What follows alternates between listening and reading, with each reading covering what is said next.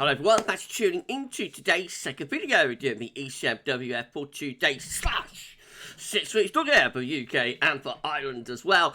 And I shall get on with that for you in a moment. Just say that first. Video release today was our 6 AM UK weather forecast. We've got the weekend forecast and a 10 to 14 day with all our break features coming up for you later on this afternoon as well. So please like, share and subscribe on all of today's videos and content. And thank you so much everybody for doing that. Thank you so much to ECMWF.int for supplying the charts as well. So GC.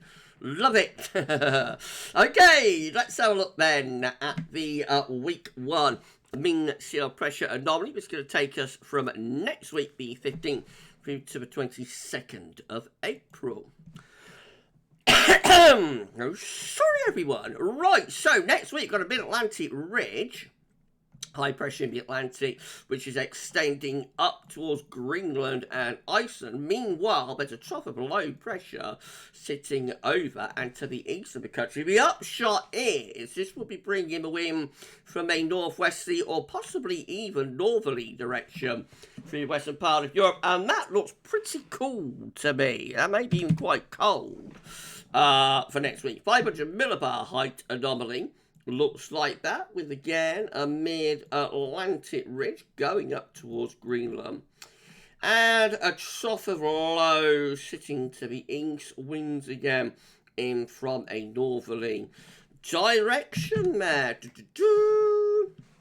So, look at this, temperature anomaly next week is colder than average.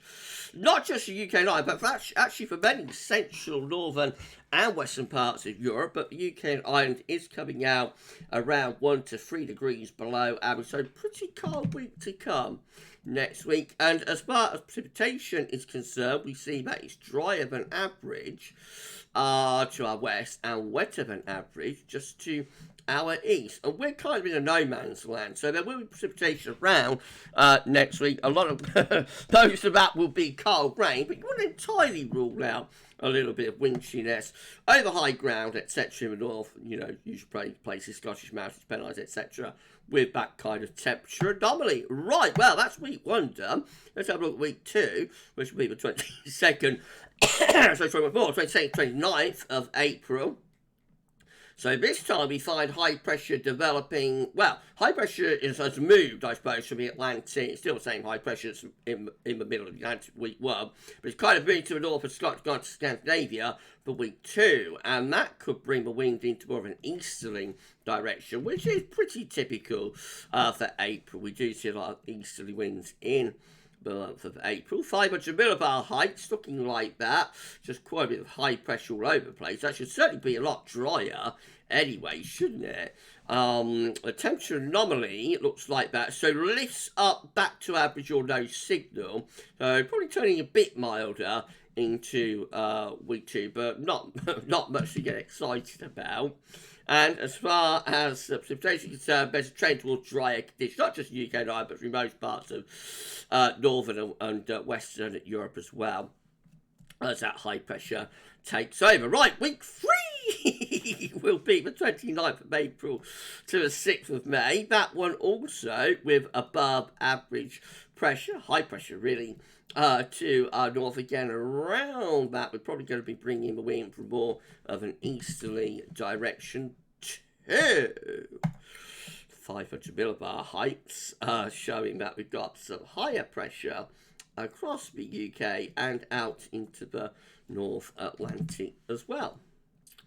The temperature anomaly, again, it's close to normal, perhaps a little bit above average. Northern Europe, well, Northern Scandinavia, Nordic regions, colder there. Probably hinting at being a little bit above average, but again, not much to get excited about for temperature perspective. And of course, as high pressure dominates the scene, it's drier than average as well. Week 4 will be the 6th to the 13th. Let's have a look. Oh, what am I doing? Messed that, didn't I? Let's do it again. Week 4 will be 6th to the 13th of May. Let's have a look. What's he doing? So, high pressure in the ascendancy. This time the high is kind of located over the top of the UK and Ireland. So that should bring a lot of dry weather, and maybe slightly warmer conditions as well. 500 millibar heights look like that. High pressure sitting close to the country. And the temperature anomaly is close to average, not much of a signal. Again, not much to get excited about. And you've already seen precipitation anomaly this week more, because I messed it all up. And that shows no real signal, but maybe hints of being a bit drier through the UK and Ireland there. Right, week 5 will be the 13th, 20th of May. Here we go. High pressure starts edging more towards the northwest again, and around that we might bring the wind in a little bit more from a northeasterly direction. What's the 500 millibar heights doing? Again, that's edging the higher pressure towards the northwest. Around that, again, probably bringing the wind from a rather northeasterly direction. Temperature anomaly is showing not much of a signal once again. We do see like Scandinavian, Nordic regions bit colder. UK and Ireland, no signal or slightly above average. Certainly not much sign of a hot May here, is there? Precipitation-wise, very weak signal. Dry average way to the northwest. Does look a little bit wetter than average just to our south, though. Might be a bit concerning if we get some low pressure running in underneath the blocking. And then lastly, week 6 will be the 20th to 27th of May. Here we go. And we see the high pressure increasingly move towards Greenland and Iceland, with lower pressure developing across the continent. So it could be seeing a change to something more unsettled, as well as still relatively cool, through the second half, I should say, of May. 500 millibar heights blocking around Greenland, otherwise not much else going on. And temperatures, again, close to average, slightly above, not particularly big deviation. Precipitation, it's a very weak signal, but I think here in weeks 5 and 6 we do have a slight trend towards turning more unsettled, actually.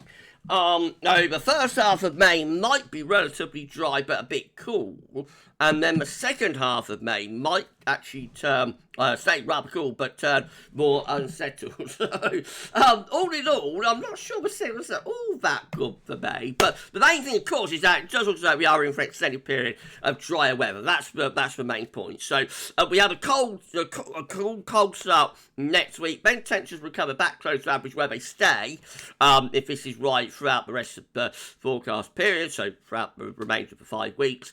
And yeah, a lot of high pressure, so a lot of dry weather, second half of April, first half of May. We're going to have like a run of 3 or 4 weeks of, sustained drier average conditions, which will be very, very, very welcome, by farmers and growers, etc. After all of the flooding rains over the past few weeks and months. So it does look as though the deluge is winding down, the deluge is coming to an end, but a bit of a question mark about the temperature. And there is a bit of question mark for the second half of May, whether it turns more upset again, but of course that's a long way off. Right, okay, remember any forecast on 5-7 days ago, big health warnings, last picture not attached, that's one of the caveats. So it's just a snapshot of what body's showing today.